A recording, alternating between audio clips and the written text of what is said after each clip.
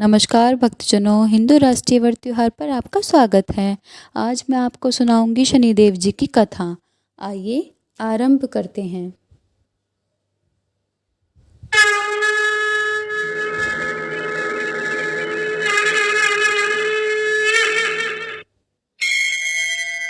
एक समय में स्वर्गलोक में सबसे बड़ा कौन के प्रश्न पर 9 ग्रहों में वाद विवाद हो गया। निर्णय के लिए सभी देवता देवराज इंद्र के पास पहुंचे और बोले, हे देवराज, आपको निर्णय करना होगा कि हम में से सबसे बड़ा कौन है। देवताओं का प्रश्न सुन इंद्र उलझन में पड़ गए। फिर उन्होंने सभी को पृथ्वीलोक में राजा विक्रमादित्य के पास चलने का सुझाव दिया। सभी ग्रह भूलोक राजा विक्रमादित्य के दरबार में पहुंचे। जब ग्रहों ने अपना प्रश्न राजा विक्रमादित्य से पूछा तो वह भी कुछ देर के लिए परेशान हो उठे, क्योंकि सभी ग्रह अपनी अपनी शक्तियों के कारण महान थे। किसी को भी छोटा या बड़ा कह देने से उनके क्रोध के प्रकोप से भयंकर हानि पहुंच सकती थी।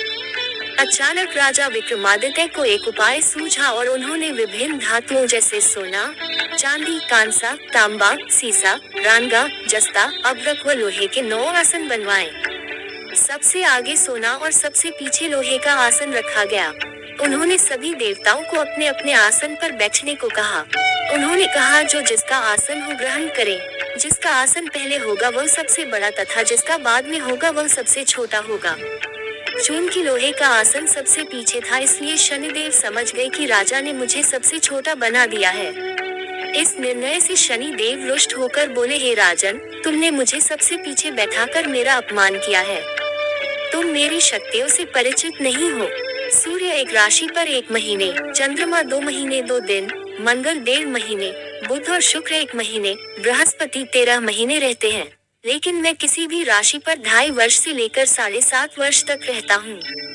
बड़े बड़े देवताओं को मैंने अपने प्रकोप से पीड़ित किया है, अब तू भी मेरे प्रकोप से सावधान रहना। इस पर राजा विक्रमादित्य बोले, जो कुछ भाग्य में होगा देखा जाएगा। इसके बाद अन्य ग्रहों के देवता तो प्रसन्नता के साथ चले गए, परंतु शनिदेव बड़े क्रोध के साथ वहां से विदा हुए। कुछ समय बाद जब राजा विक्रमादित्य पर 7.5 की दशा आई तो शनिदेव ने घोड़े के व्यापारी का रूप धारण किया और बहुत से घोड़ों के साथ विक्रमादित्य की नगर पहुंचे। राजा विक्रमादित्य उन घोड़ों को देखकर एक अच्छे से घोड़े को अपनी सवारी के लिए चुनकर उस पर चढ़े। राजा जैसे ही उस घोड़े पर सवार हुए वह बिजली की गति से दौड़ पड़ा। तेजी से दौड़ता हुआ घोड़ा राजा को दूर एक जंगल में ले गया और फिर वहां राजा को गिराकर गायब हो गया। राजा अपने नगर लौटने के लिए जंगल में भटकने लगा, पर उसे कोई रास्ता नहीं मिला। राजा को भूख प्यास लगाई।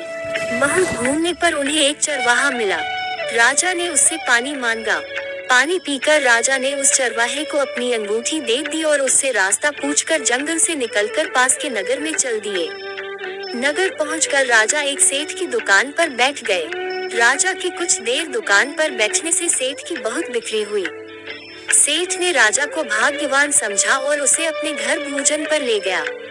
सेठ के घर में सोने का एक हार खूंटी पर लटका हुआ था। राजा को उस कमरे में छोड़कर सेठ कुछ देर के लिए बाहर चला गया। तभी एक आश्चर्यजनक घटना घटी। राजा के देखते देखते खूंटी सोने के उस हार को निगल गई। सेठ ने जब हार गायब देखा तो उसने चोरी का संदेह राजा पर किया और अपने नौकरों से कहा कि इस परदेशी को रस्सियों से बांधकर नगर के राजा के पास ले चलो।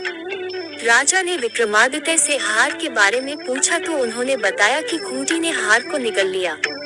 इस पर राजा क्रोधित हुए और उन्होंने चोरी करने के अपराध में विक्रमादित्य के हाथ पांव काटने का आदेश दे दिया। सैनिकों ने राजा विक्रमादित्य के हाथ पांव काटकर उन्हें सड़क पर छोड़ दिया। कुछ दिन बाद एक तेली उन्हें उठाकर अपने घर ले गया और उसे कोल्हू पर बैठा दिया। राजा आवाज देकर बैलों को हाँकता रहता।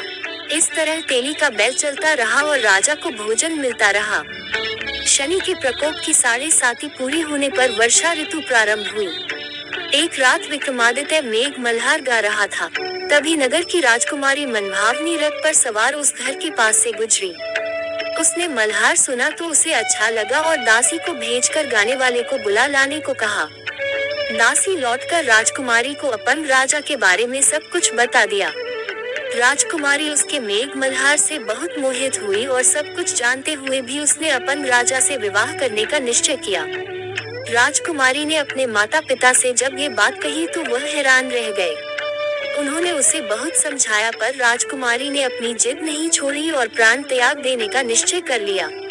आखिरकार राजा रानी को विवश होकर अपंग विक्रमादित्य से राजकुमारी का विवाह करना पड़ा।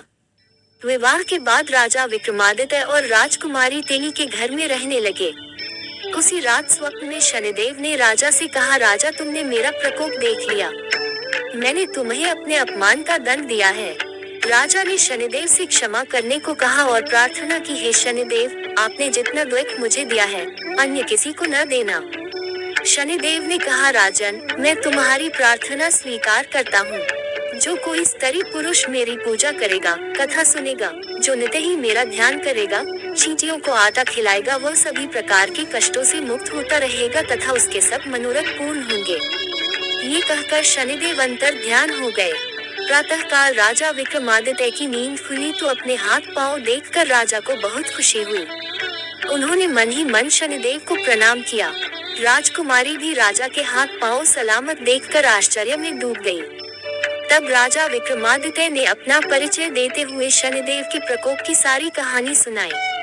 इधर सेठ को जब इस बात का पता चला तो दौड़ता हुआ आया और राजा विक्रमादित्य के चरणों में गिरकर क्षमा मांगने लगा।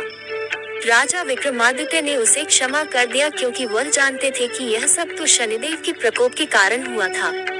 सेठ राजा विक्रमादित्य को पुनः को अपने घर ले गया और उसे भोजन कराया।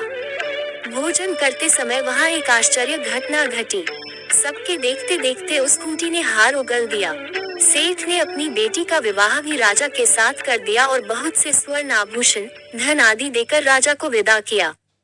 राजा विक्रमादित्य राजकुमारी मनभावनी और सेठ की बेटी के साथ अपने नगर वापस पहुँचे तो नगर वासियों ने हर्ष के साथ उनका स्वागत किया। अगले दिन राजा विक्रमादित्य ने पूरे राज्य में घोषणा कराई कि शनिदेव सब ग्रहों में सर्वश्रेष्ठ हैं।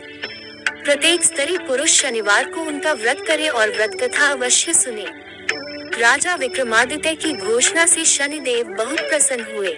शनिवार का व्रत करने और व्रत कथा सुनने से शनिदेव की अनुकंपा बनी रहती है और जातक के सभी दुख दूर होते हैं। कथा संपूर्ण। ये कथा आपको कैसी लगी मुझे कमेंट में ज़रूर बताइएगा और ऐसी कथा सुनने के लिए हिंदू राष्ट्रीय व्रत त्योहार चैनल को सब्सक्राइब जरूर कर लें। भक्तजनों, मिलते हैं अगली कथा के साथ। तब तक के लिए धन्यवाद।